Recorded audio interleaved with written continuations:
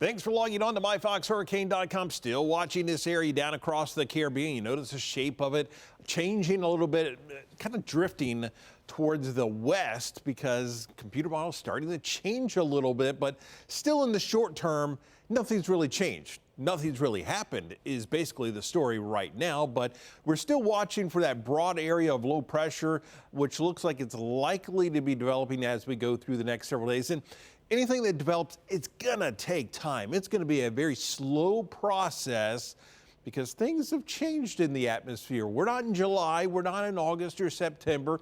The atmosphere is cooling, the water temperatures are cooling. We're starting to see more of that wind shear. Now, given that, we still have some very warm waters across the Caribbean, but as you head to the north of that, you're seeing cooler waters across the Gulf. That heat potential just quite isn't there compared to what we saw just a month ago. So really the strengthening of this is going to be limited by many factors as we go through the next several days, the next week or so. But for now, Hurricane Center putting about a 50% chance of development over the next 7 days. So as you look at the visible satellite loops, computers kind of indicating maybe some area low pressure trying to develop down here. But as you look at this, it looks fairly similar to what we saw yesterday. Very disorganized. You're seeing some clusters of some showers and storms right along the coastline of Central America, but really nothing definite at this point. So I think it's going to continue somewhat like this as we go through the next day or so. But the potential is there because as you look at where the wind shear is,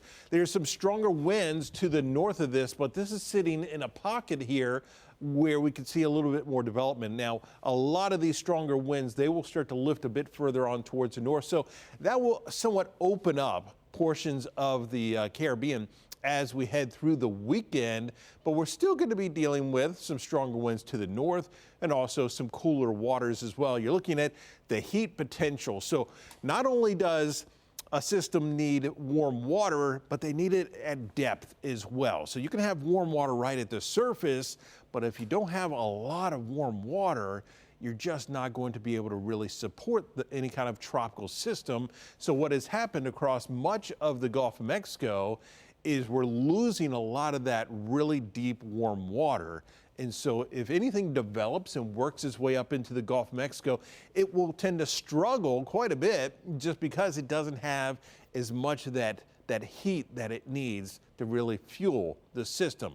So that's why at a certain point, conditions just aren't favorable enough to really develop any of these strong systems. And there's always that thought process, well, we just had a Category 5 hurricane in the Gulf of Mexico, and a couple of weeks later, you should be able to do something like that. Well, at a certain point, you just can't support that. You've got all this upwelling of water as these tropical systems work their way through. And at a certain point, these waters just don't warm up like they did if we were in July, August, or September. So here's the Fox model. That idea that we've seen really over the past several days, just a gradual development of an area low pressure.